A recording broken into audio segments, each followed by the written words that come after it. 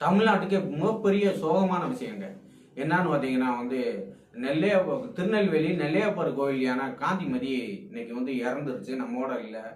கோயிலில் எல்லாருக்கும் ஆசீர்வாதம் தந்துக்கிட்டு இருந்துச்சு. நெல்லையப்பர் எப்படி ஆசீர்வாதம் தருவாரோ, அவரை கும்பிட போற எல்லாத்துக்கும் கடன் தொல்லையா, பணப்பிரச்சனையா, உடல் நோயா, மனக்குழப்பமா, குடும்ப பிரச்சனை எல்லாத்தையும் நெல்லையப்பர் எல்லாம் வல்ல ஈசன் எப்படி தீர்த்து வைப்பாரோ, அதே மாதிரிதான் நெல்லையப்பர் கோவில் காந்திமதி ஆசீர்வாதம் பண்ணா எல்லா பிரச்சனையும் தீர்ந்துருங்க.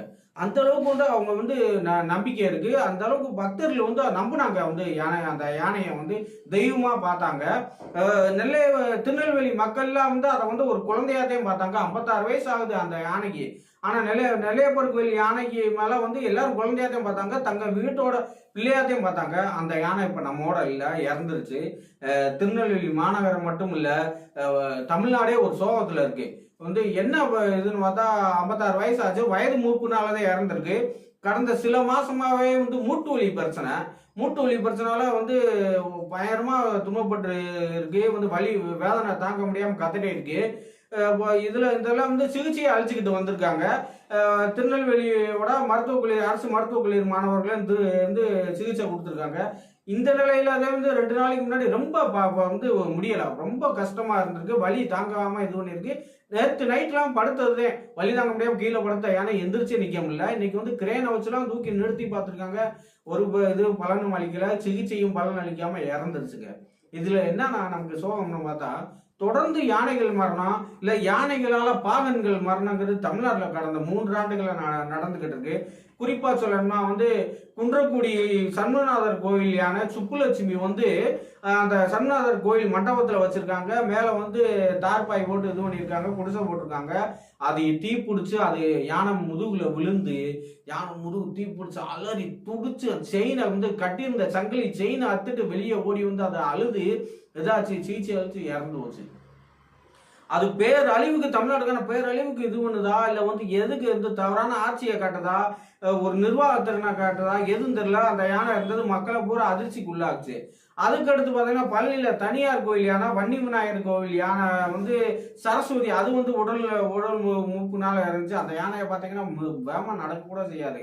அது யானை உருவம் பெருசா இருக்கும். ஆனா பார்த்தா அது குழந்தை மாதிரி யாரையும் எந்ததும் செய்யாது. எல்லாத்துக்கும் ஆசீர்வாதம் வழங்குவான். பாகன் இல்லாட்டியும் கூட எல்லார்ட்டையும் அன்பா பழகும். அது வாட்டுக்கு போயிட்டு வரும், அது வாட்டுக்கு வரும். அப்படியான அந்த யானை இறந்தது பெரிய வருத்தத்தை கொடுத்துச்சு.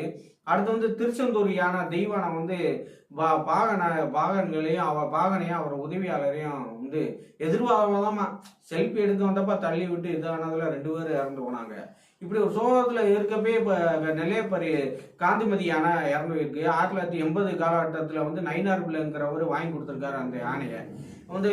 இனிமேல் யானை யாரும் வாங்கி கொடுக்க கூடாது அப்படிங்கிற நீதிமன்ற உத்தரவு வேற இருக்கு. யானையை மிகப்பெரிய உருவம், பிரமாண்டமா இருக்கு. அதை ஒரு மிருகமா யாருமே பார்க்கல, தெய்வமா பார்த்தாங்க. தன் குடும்பத்துல ஒரு ஆளா பார்த்தாங்க. அந்த யானை அந்த தெய்வம் காந்திமதி யானை இறந்துருச்சு. இது எதை உணர்த்துது? ஒரு நாட்டோட அடையாளம் அப்படின்னு சொன்னா அந்த நம்ம சங்ககாலத்துல பட்டத்து யானையத்தையும் சொல்லுவாங்க, கோயில் யானையத்தையும் சொல்லுவாங்க. அதுக்கு தனி மதிப்பு இது பண்ணுவாங்க. யானையை பார்த்துக்கிட்டே இருக்கலாம்ங்க. யானை கடல் அலைகள், மலை இதெல்லாம் பார்த்துக்கிட்டே இருக்கலாம். அந்த மாதிரி யானை பார்த்தாலே நமக்கு இது மோட்சம் கிடைக்கும், ஒரு பலன் கிடைக்கும், நம்பிக்கை கிடைக்கும், எல்லாம் கிடைக்கும். அந்த யானைக்கு, அதுவும் கோயில் யானை இறந்தது தாங்க முடியாத துயரம்.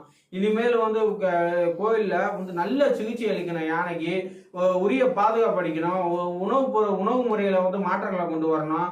அது மட்டும் இல்லாம அதுக்கு தேவையான இதெல்லாம் செய்யணும். அப்பதான் இதாகும். எல்லாரும் நம்ம அஞ்சலி செலுத்திக்கிடுவோம். யானைக்கு நம்ம அவங்க வணங்கிடுவோம். இனிமேல் இது மாதிரி சம்பவங்கள் நடக்காம இது பண்ணுவோம். நன்றி, வணக்கம். தமிழை போற்றி.